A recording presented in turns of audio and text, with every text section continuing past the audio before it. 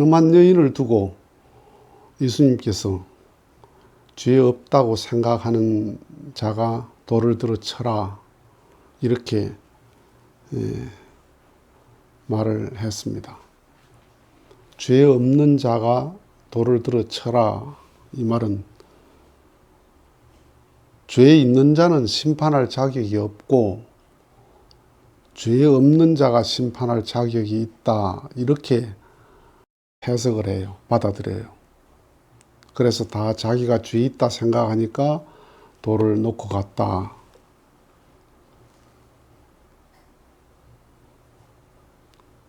신앙자들이 그렇게 받아들이기 때문에 내가 선하다고 생각을 하고, 내가 죄 없다고 생각하고, 내가 예수님을 믿는 자라는 생각이 심판을 하게 돼요. 용서에 인색해요. 믿는 자들이 용서에 인색한 게 뭐냐 하면 나는 선하다는 생각, 나는 속죄받았다는 생각.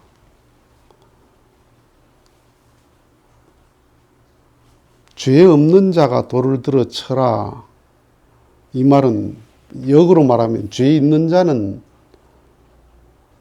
심판할 자격이 없다, 이 말이거든요. 그럼 죄 없는 자가 심판할 자격이 있다, 이 말이란 말이야.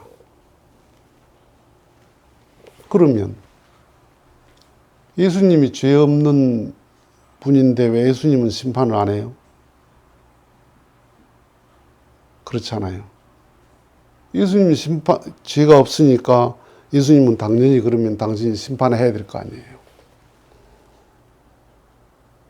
죄 없는 자가 돌을 들어 쳐라, 이 말은 죄 없는 자가 심판할 자격이 있다, 이 말이 아니고 죄 없는 자는 용서하고 사랑할 수 있는 실력이, 마음의 실력이 있다, 이 말이에요.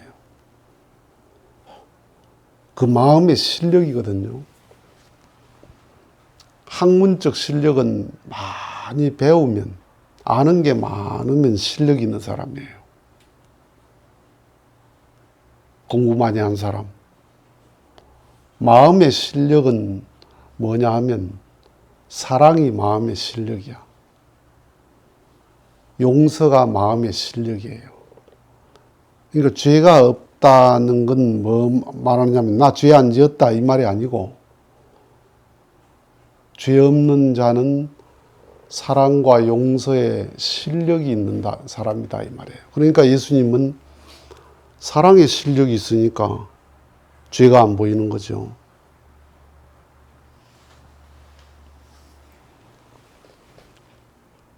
그러니까 내가 심판한다라는, 죄를 심판한다는 그 자체가 죄야. 그 자체가. 인간을 사랑할 책임밖에 없어요. 심판할 권한이 있는 게 아니고 사랑할 책임만 있는 거야. 심판은 누가 하느냐? 제 스스로 하는 거예요. 자기 스스로. 자기 스스로 자기를 끝없이 심판해요. 자기를. 그게 뭐예요? 후회한다. 부끄럽다. 끝없이 자기에 대해서 자기를 심판하죠.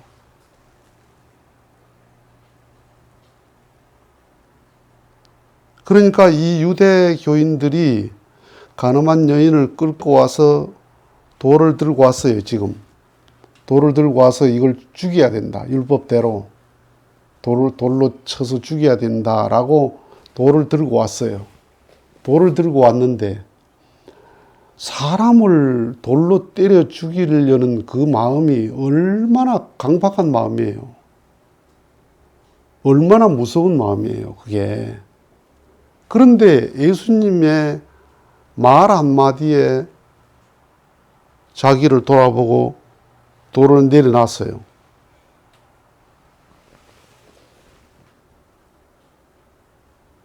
이게 가능하냐? 이게 사람을 죽이려는 마음이 살이거든요. 살인의 마음이거든요. 그 살인의 마음을 가지고 씩씩거리면서 와가지고 돌을 들고 서 있는데 예수님의 말씀 한마디에 자기를 돌아보고 돌을 탁 내려놨다. 그 말씀을 알아들을 줄 아는 사람이잖아. 그 사람들이. 그 살인의 마음을 가라앉히고 그걸 내려놓고 돌을 내려놨다는 말은 그 마음을 내려놨다는 거거든요. 말 한마디에 그게 가능해요. 말 한마디에. 아니, 우리가 부부싸움을 했어. 그래서 부부가 참 마음이 불편해. 그래도 일요일 날 교회는 가야지 하고 부부가 그 불편한 마음을 가지고 교회를 갔어. 예배 드릴 마음도 안 나고 그냥 속상해 죽겠는데 목사님이 설교를 그날따라 은혜롭게 설교를 했네. 설교를 하고 나니까 마치고 나서 딱 부부가 화해가 됩니까? 그대로. 히히호호 됩니까? 설교 들을 때는 은혜로워서 은혜롭게 웃으면서 들었는데 남편 얼굴 보고 마누라 얼굴 보면 막 확 그냥 우라통이 오를 수 있죠. 그거 안 되잖아요. 우리가 그 감정 정리가 말 한마디에 감정 정리가 되느냐 말이야.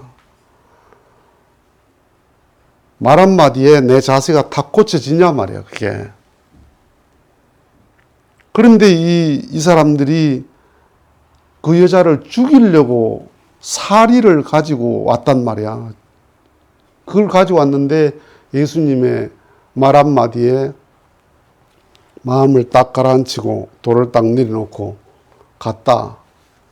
그러니까 말씀을 알아들을 줄 아는 사람이잖아. 이런 사람들이 예수님을 알아보고 모셨으면 역사가 달라졌죠. 신앙이 좋은 사람들이에요.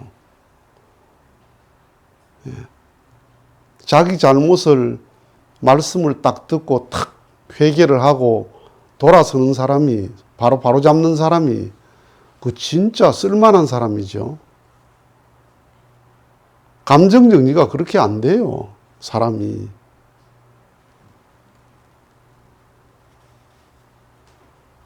그러니까 신앙한다 하지만은 우리가 도의 길을 간다 하지만은 언제나 딱 돌 들고 다니잖아요. 돌을 딱 호주머니에 넣고 다녀요. 언제든지 던질 준비가 돼 있어요. 언제든지 내 마음에 안 들면 돌을 집어 던질 사람들이에요, 우리가. 돌을 놓은 사람들이 아니라니까 항상 호주머니에 돌을 몇 개 넣고 다녀. 그래서 미운 놈 있으면 던지고, 비판할 놈 있으면 돌 던지고, 내 마음에 안 들면 돌 던지고, 끝없이 돌을 던질 준비가 딱 돼 있는 사람이죠.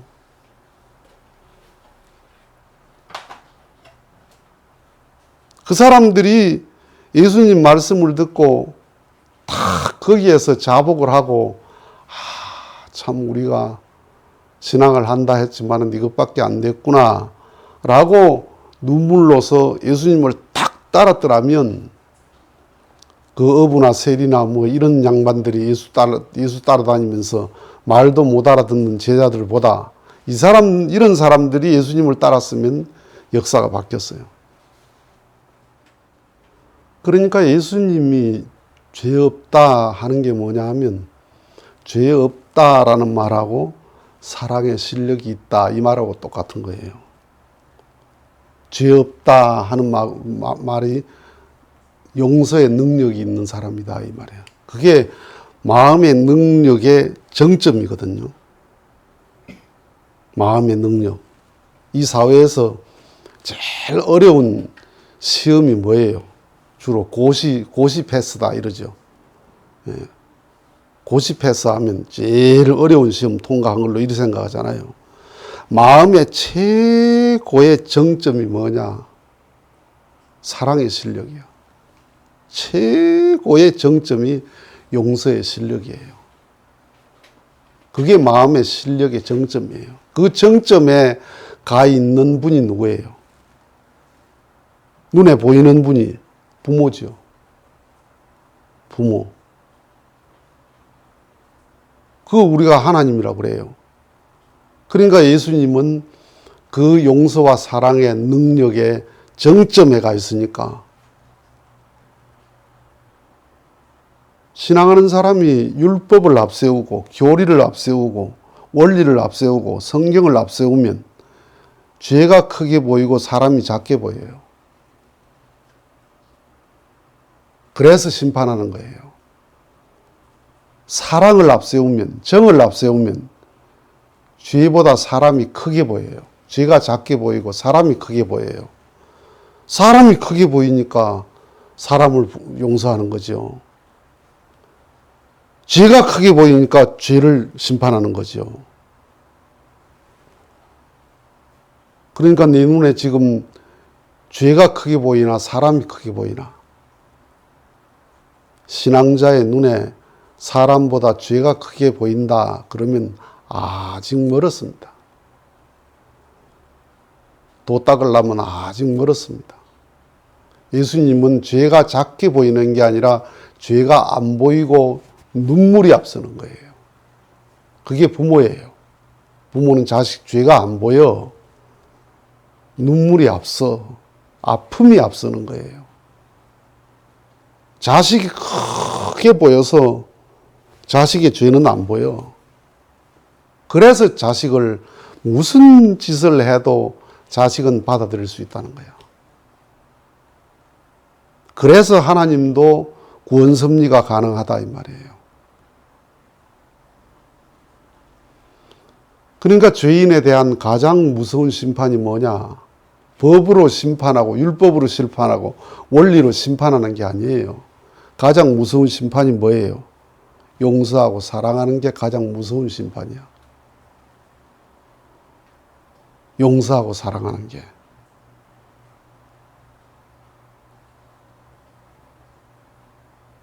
지금 도를 들었느냐, 도를 놓았느냐.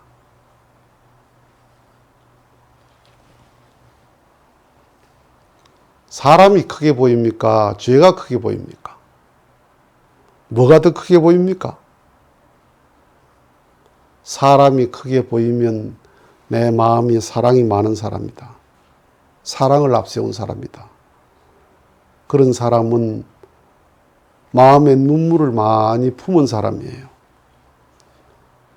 사랑을 앞세우고 죄인을 보면 내 마음에 눈물이 앞서죠. 그래서 눈물도 실력이라는 거예요. 눈물도. 그런 걸 보고 눈물을 흘릴 수 있는 게 굉장한 실력이라는 거예요. 애들이 젖 먹으면 배고파서 우는 울음, 그 눈물은 아무 의미가 없는 눈물이에요. 젖 물리면 딱 끝이잖아요. 그죠? 그건 그냥 말을 못하니까 젖 달라는 말이잖아요. 엄마 젖 줘. 이 말을 못하니까 아 울어버리는 거지. 그 눈물은 무슨 눈물이냐? 어른들이 흘리는 눈물 가운데 제 사정, 제 입장 때문에 흘리는 눈물이 그 눈물이라는 거예요. 그럼 제 사정 해결되면 딱 그칠 눈물 아니에요. 대상의 아픔 때문에 흘리는 눈물이 그 눈물이 실력 있는 눈물이라는 거예요.